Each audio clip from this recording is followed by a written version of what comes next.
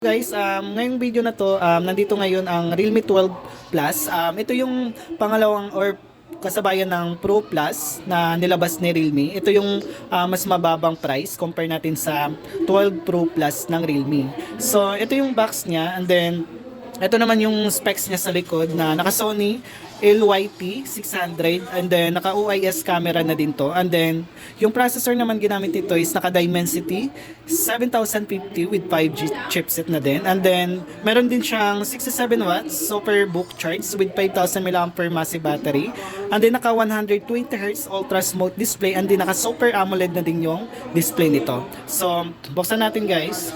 So, ito yung Realme 12 Pro Plus. Ayan. Pagdating sa design niya, ayan, naka-flat design naman siya. Yung glossy type yung pinaka-gilid niya. Hindi siya matte finish. And then, meron siyang 6.74 yung size ng screen. Ayan. And then, pagdating sa likod niya, ito yung inspired by Rolex na yun po yung ito yung sa pinaka camera hole niya, and then yung meron din siyang premium vegan leather na din yung pinaka textured ng back design niya, and then meron din siyang bracelet. Ayan, ito yung nasa gitna niya. Ayan, ito naman yung sa baba. Nandito yung pinaka SIM card tray, and then yung naka type C, and then speaker, and then meron din siyang additional dito na speaker sa may taas, and then wala dito sa may baba yung pinaka headphone jack, and then nandito sa may taas yung pinaka headphone jack niya. And then yung specs nito, ito pagsapan natin yung specs nito na pagdating sa camera is Sony LYT yung pinaka camera sensor na ginamit dito, and then supported din siya for OIS camera.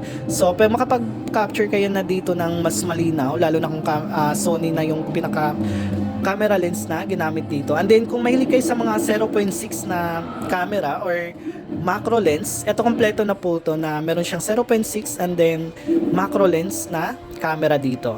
And then ito yung Super OIS, and then meron din siyang snap portrait system, and then cinematic 2x portrait. Ayan, so makapag-capture kayo ng 2x dito ng naka-portrait. And then bukod nun, meron din siyang master camera filter. So meron siyang tinatawag na bagong filter is yung Journey, and then Maverick, and then Memory. So ito yung mga inspired sa mga movie type na filter. Ayan. And then meron siyang night eye engine na kahit magka-capture kayo ng madilim na area, mas ma-clear pa rin yung image na maka-capture natin dito. So pagdating sa design niya, meron siyang Pioneer green, and then yung isa naman is Navigator beige. So dalawang kulay yung meron sa kanya na inspired sa luxury watch yung pinaka-design niya dito sa may likod niya. And then yung fingerprint nito, in display na din yung pinaka-fingerprint niya. So, ito yung display niya. Ayan, 1080p Full HD Plus naman, and then Super AMOLED yung gamit dito, and then supported din siya for 120Hz yung pinaka-refresh rate niya dito. So pagdating sa storage niya, meron siyang dalawang variant to guys. Meron siyang 16GB RAM, and then 256, bali yung price naman yun 17,999, and then yung isa naman is 24GB RAM plus 256 na internal storage niya. Kumbaga yung price naman nun is 19,999 naman. And then ito yung settings niya, and then ito yung camera niya, 16 yung pinakaharap niya, and then 50 megapixel na naka Sony, and then 8 megapixel ultra wide, and then 2 megapixel na macro lens. Ayan, yung version na ginamit dito, Android 14 na din yung running OS niya with Realme UI 5.0. And then sa other features naman niya, meron pala tong NFC na naka 360 degree na din yung pinaka niya dito. And then sa special features niya, dito pa rin yung smart side gesture, and then split view, flexible window, and then quick return, and then quick launch, smart sidebar, and then kids mode, and then simply mode. Ayan. So pagdating naman dito sa display natin, ito pwede yung ma-dark mode, and then meron din siyang auto brightness, and then ito naman yung video color bus para mas ma-enhance yung videos na pinapanood nyo dito. And then yung mga supported na application, ayan, kumbaga sa mga na yan, YouTube, ayan.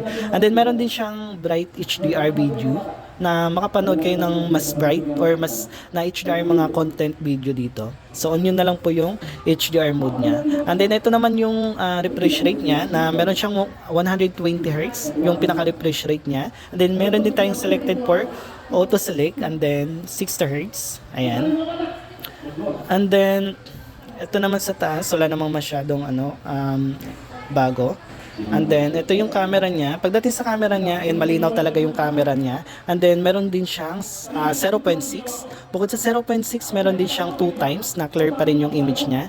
And then, yung naman dito, yung zoom in niya, up to 20 times zoom in yung kaya naman niya dito. Ayan.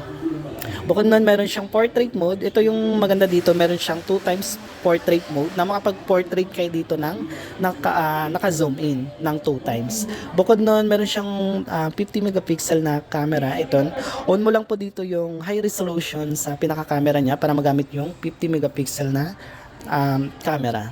Bukod nun, sa video naman ito, ang maganda dito is supported na po siya for 720p by 30 fps and then 1080p by 60 fps and then 4K resolution up to 30 fps lang yung supported sa kanya. Bukod nun, meron din siyang ultra steady. Ayan, para in case na magbe-video kayo, hindi siya masyadong shaky. And then magagamit din natin yung 0.6 dito sa video. Yun nga lang, magda-down siya dito for 1080p by 30 fps na lang. And then ito naman yung straight mode na meron siyang iba't ibang filter dito. Ito yung bago sa kanya. Ayan, straight mode, night. Ayan, kung mahilig kayo mag-capture dito. Bukod nun, meron din siyang night mode. Sa night mode naman, makikita pa rin natin dito na meron tayong pro mode na pwede natin ma-adjust yung settings ng night mode natin dito. And then, 0.6 nandito pa rin. And then sa more naman, ito yung sa more na nadagdag sa kanya, meron siyang pro mode, panorama, and then high resolution, and then macro lens. Ito yung movie type. Itong movie type na to, kung mahilig kayo for magbablog kayo. And then slow-mo, time-lapse, long exposure, and then meron din siyang dual video, and then text scanner, and then group portrait, and then tail shift. And then yung fingerprint pala nito guys, nandito na po sa pinaka-end display niya. So malaki yung display niya, ayan. Kasi 6.74. And then magaan lang din yung unit niya. Ayan, hindi masyadong emboss unlike kay Realme 12 Pro Plus na emboss yung pinaka-camera niya dito. Ito kasi flat na flat lang. Kung nanggaling na kay sa Realme 11 Pro series na hindi masyadong emboss yung camera, ayun, same sala nito dito. Sa pinaka-camera bump niya dito.